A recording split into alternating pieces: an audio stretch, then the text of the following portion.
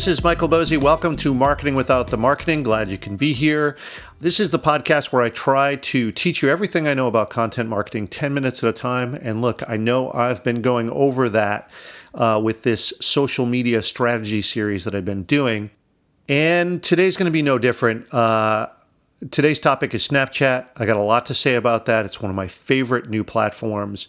And it's really funny that right after I launched my episode last week on Instagram actually launched something called Instagram Stories, which is a direct ripoff of Snapchat. And it just shows you the impact that Snapchat has had on the social media marketplace. Now, it would have been cool if Zuckerberg had a new idea, but hey, that's the way business goes, right? If you're doing something right, expect people to mimic you, even if it's one of the largest companies in the world. Now, that doesn't mean that Instagram will win, mind you, but they could be drawing some attention away from Snapchat. So let's look at why that may or may not be the case, and more importantly, what it means for you and your business. One of the most frequent questions I get is, should I use Snapchat for my business? And this makes sense. There's been a lot of talk about Snapchat as sort of the next big thing. But you don't just want to jump on the next trend, right? Just like anything in business, you want to do it with a strategy behind it. So let's look at the considerations behind whether or not Snapchat is going to be good for your particular business. Now, if you're not familiar with Snapchat, it seems to want to function as everything. It's sort of all forms of communication in one app, right? So you can use it to send text messages. You can use it to send video messages or send photos. You can use it to make video calls or actual phone calls as well. And the kind of cool thing is there's some playful filters and geo filters, and you can add icons, emojis, draw on your pictures, all sorts of overlays that allow you to get really creative with it. And you can tell it was pitched at a very young audience, or at least to start. And I think this was an intentional strategy. It was sort of known as the sexting app when it first started, because one of the hallmarks of the platform is that the content disappears, right? So it's not collecting data on you. It's not saving it on some server. So you can see why it would have started as that. But you know what? It's so much more than that now. So many different uses to it, and I wish I could credit this, but someone said it was the very closest thing in an app to interacting in real life. It's a big statement. Now, here's the thing about the platform, though. Discovery of other users is very, very difficult. So to cut to the headline on this, Snapchat is much better at nurturing an audience than it is growing an audience. And there are good uses for this in your business should you decide to use it. But to help you with finding new folks to follow, there are third-party apps to do this. My favorite one is called Snap Codes, and there's some other apps like that too. Now, in some ways, I think that Snapchat was kind of purposely designed to be hard to use, and that may sound counterintuitive, but let's face it, it kept the older demographic away from the platform while it was sort of getting its legs, at least at first, right? And there's no doubt in my mind that there was a concerted effort to go after that younger demographic. And as Facebook has shown, nothing gets rid of that younger demographic quicker than having older people on the platform. But as Snapchat grows its user base, it'll be interesting to see if they can maintain that, or if this is just sort of a natural evolution and, a concerted strategy to do that. Either way, for people like me, this will be really interesting to watch. I don't think you should just sort of write off the platform because the demographic is young, and if you're not selling to younger folks, it will be of no use to you. I don't think that's the case, and we'll get to that in just a second. But a little bit more on some of the character of Snapchat. Yes, you can use it for texting, for individual back and forth, but there's a couple different things that I should mention about the platform. One, you're able to chain some content together in something that they call Snapchat Stories. So think of that as one-to-many communication. And you can take a series of snaps, that's either photos or short videos, and chain them together into a narrative. These stories last for only 24 hours, and then they disappear. And think about what this means for a brand or a marketer, right? If you have someone's attention, they have to check back regularly to see if you posted anything new. So Snapchat creates this urgency or sort of a form of scarcity with this feature. And there's no other social platform that does this as well as Snapchat does.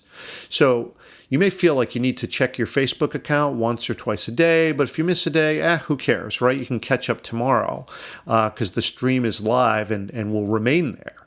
Snapchat's not like that, which is kind of an interesting thing and just a thing that makes you think differently about producing content for it. And of course, the other side of the argument is that, well, why am I going to produce content if it disappears in 24 hours? Isn't that sort of a waste of time? And of course, like I would say, with any content strategy is you're going to be making multiple uses of your content. So think of it as you're not going to be wasting this content.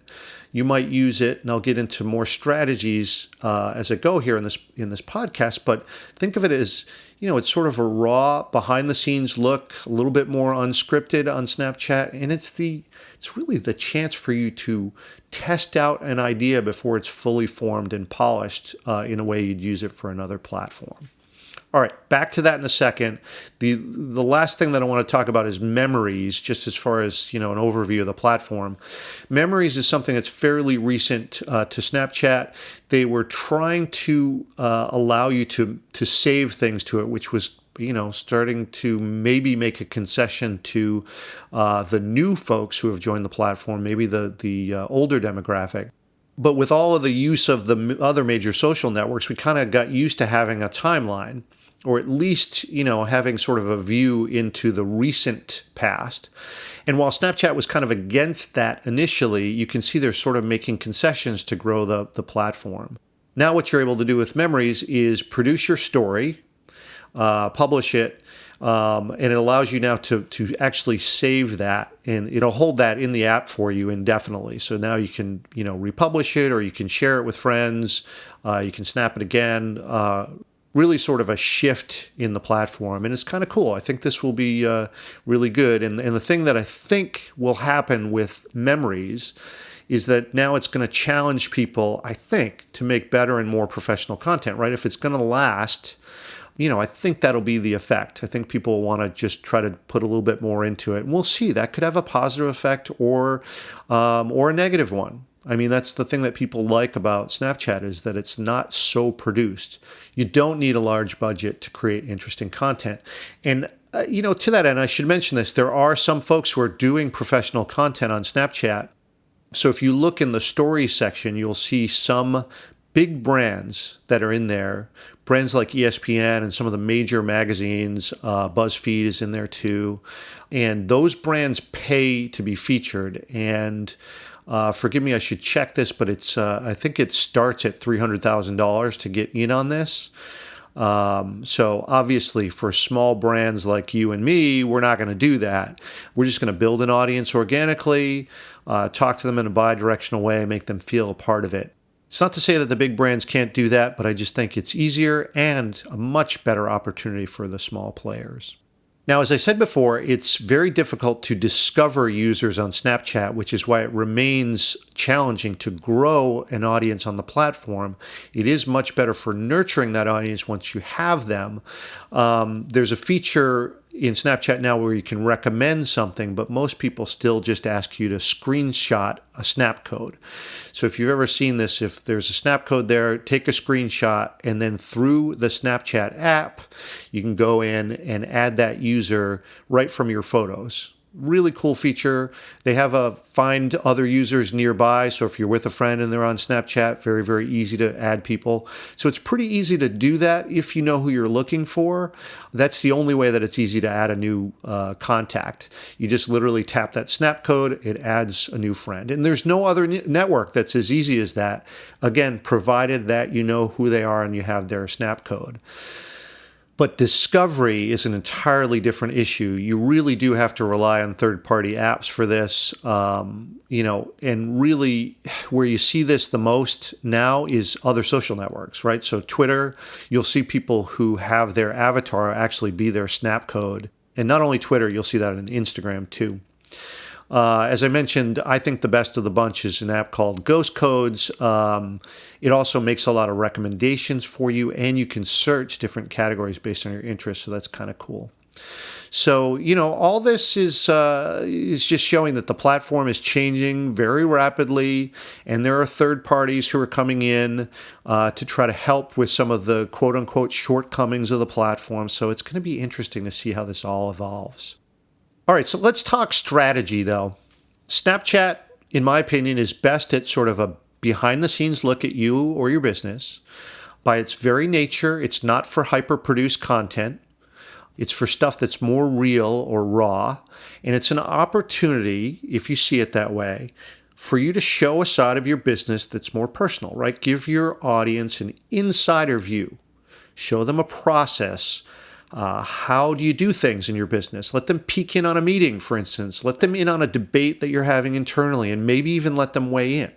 Now, the important thing is that this isn't professional content with a permanence to it. It's definitely more personal and relaxed and, just a way for you to sort of more freely show your personality, that real people work at your company, that there's a passion and there's a mission to what you do.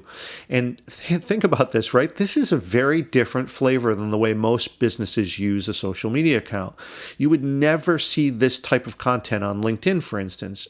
And that's what's great about Snapchat. It gives you an avenue to actually produce this type of content where you can make these connections that are very, very different than the more sort of buttoned up atmosphere that you get in something like LinkedIn. Now, of course, business is all about relationships, and this is a way to build those relationships, to make people feel like they have a connection with you. And like I always say, the more that you can make this relationship function in a bi-directional fashion, the stronger that relationship will be. And that right there, that hasn't changed in hundreds of years. People buy from whom they trust. Now, I want to get into specific strategies for how to use this, just so you can make a determination as to whether or not this is a good platform for you. But first, let me give you some good examples, some people for you to check out, just some folks who are really making good use of Snapchat for business. So the first one is a guy named Mark Suster. You can find him at msuster, M-S-U-S-T-E-R. This might be the best example of a good business use of Snapchat. Mark kind of uses it as an informal teaching platform for small businesses, covering a variety of topics, right? How to raise money, how to craft your pitch, tips for good presentation, and tons of other stuff that's really pitched at startups. But his snaps are super well structured, and it's very clear that he's thought this out a lot before he launches them. He calls these things snapstorms, and he actually has a website that's at snapstorms.com, and I'll put a link to Mark and his Snapstorms account there in the show notes. Now, it's easy to see the benefit for Mark. He gets to showcase his knowledge, build up trust with people, that he's the guy who's knowledgeable about such things. And he does this all by teaching people some of the nuances of venture capital and private equity. I mean, he just does a really great job. And if you want to see someone who's just doing it right, Mark would be a great place to start. Now, the next person I'd urge you to check out is Erica Blair.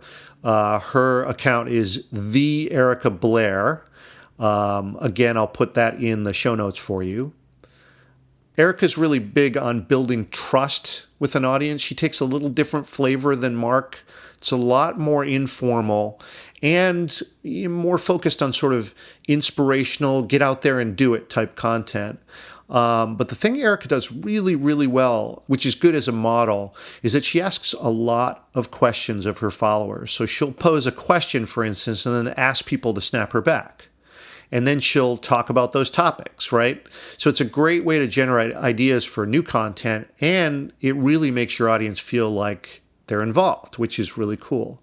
And the other cool thing about Erica is that she's often snapping from places like Thailand and Nepal, which just makes it really intriguing to follow her. It's really, really great stuff. So I'd urge you to check that out. And last but not least, there's a guy named Jay Akunzo, who's here in Boston. He's making really good use of Snapchat to promote his excellent podcast called Unthinkable. If you haven't listened to that, please do. You should subscribe to that too. Just great, great stuff. You can find Jay on Snapchat at JAYACUNZO. Again, I'll leave a link to that in the show notes. His snaps are all about his sort of writing and production process, a sort of deep behind the scenes look at how the podcast comes to life. Now, he does some inspirational stuff too to sort of take you along on his journey, but I really like that he shows over and over again how important discipline is to producing a successful, well, anything really. And that's a big thing for Jay, and I appreciate that he's really, really consistent about that. But the other cool thing that he does is that he dives into really instructive Snapchat stories on particulars, things like building a script, or the editing process. And like Mark and Erica, and really anyone who's using Snapchat effectively for business, Jay really makes you feel like you're an insider, that you have sort of a backstage pass to his show, and you're learning something at the same time, which is awesome. Now, I should talk about my own account too. I'll be honest, I haven't used Snapchat too much for business purposes, even though I said it's one of my favorite apps. I don't have any clients who have really jumped on this too. It's still very new, and to some it feels sort of outside of their primary goal, which is to build an audience. And as I said, it's hard to use it for that. It's more for nurturing the audience you have, and I should probably use it a little bit more for business. But I just find it to be very versatile. I mean, I use it to connect with friends and my wife, and it's great for that chat back and forth to make plans, etc.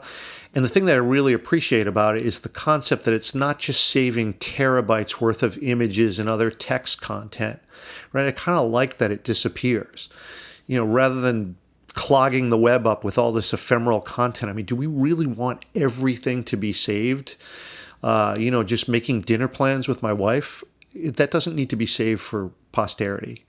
But for my Snapchat stories, I usually embrace the artistic aspect of it. As with Instagram, I tend to take, some photos that I think are kind of cool, then manipulate them into something that's hopefully somewhat creative. And, I'm not sure that has a real business use, but one thing that it does serve for me is it shows a side to me that you might not see on Twitter, for instance, and that's a good thing. I don't tend to be really visually oriented, so Instagram, Snapchat, these are not primary channels for me. I mean, I have fun with them and all that, but, really the best thing I can say for a business use is, look, if it gives a little window into who I am personally, that might make a small difference to someone, right? So who knows? So as long as it's not, taking up a huge chunk of time and it's letting someone in on you and who you are, that's great. And the way I think of it is, people hire me for my creativity more than anything. So it can't be a bad thing to show that I'm creative in different ways. And for you, you'll have to find your own use of the platform, but let's just go through some strategies to get you started, right? Set up your account, connect with some people that you know, use an app like Snapcodes to find other users, and, start with the audience that you already have. Like I said, it's good for nurturing that audience, so start with them. Content-wise, start producing narratives, just plan them out in advance, and think of this as your test kitchen. So you're just trying some stuff out before you produce a blog post or a podcast or a video. It's a chance for you to sort of get those ideas in front of an audience. And then, do what Erica does and ask people their opinion. Ask them to snap you back. And once you learn something about that, iterate now, right? Bring that in if you can. Be very grateful, be very thankful to the folks who help you, call them out and give them kudos. But definitely, you want to take that information that you've learned, take that back to what you're doing and apply it. And then now, once you've done that over a couple of ideas, now think of how much better that blog post is going to be, or that podcast episode, or that video. I mean, all of this is going to help you in a really good way of sort of, just getting your ideas out there live. And we'll talk more about that with some of the other platforms. Periscope is another great one for that type of thing, where you just get to test out an idea before you actually, put the work into producing a more professional version that you want to be permanent. And lastly, I would say just don't be really formal. This kind of defeats the purpose of Snapchat. Like, people want to see the real you, warts and all, seriously. Just, don't think of it as, I got to produce something that's really professional. It's not going to last, right? First of all, when you're just starting, very few people are going to see it. It's a chance for you to practice. Great. But also, it's not going to stick around for years and years as well. So, it frees you up a little bit just to show a side of yourself that maybe others won't see. And, obviously, you want to keep that sort of consistent with your brand, Want to make sure that it's not completely, off the rails for what people would expect from you and your business and your other social accounts. But pull back the curtain a little bit, right? Just show a little bit more of your personality. I mean, that's what Snapchat is really, really good at. And so you should play to its strengths. If it's really good at that, do it. Give it a try. See what happens. So, like I said, don't just jump in with no plan. Don't just jump in because, you feel like everyone's doing it. Don't just jump in because, it's the next big thing. Oh, everyone's there. I got to move. Just go in there with a strategy. Have a plan. Try some things out. And just like in any other content strategy, as you start to do that and you start to iterate, eventually you'll get better and better at it. And you'll determine for yourself whether or not this is a good platform. It's fairly low risk because you're not putting permanent stuff out there. So try it. See what happens and then make a decision one way or the other. It's really, really that simple. All right, so that'll about do it. I tried to keep this as short as possible, but my goodness, like I said, I had a lot to say about this, but I hope that this helps you sort of figure out, is this thing good for me or not? And either way, whether that's yes or no, I hope that this helped you sort of think through the issues. So stay tuned. I'm going to keep going on this. I'm not sure what the next one will be. I want to get into Facebook ads, Twitter ads, Facebook groups, Medium. Those are all the things that are on my mind. So hit me up and let me know what you'd like to hear about. But I also have some other ideas that I want to trace as well. But I definitely want to keep going with this social media strategy series. It's been a lot of fun so far, and I think it's been helpful to a lot of people. So I appreciate all your attention as always. Thanks very much, and we'll see you on the next episode.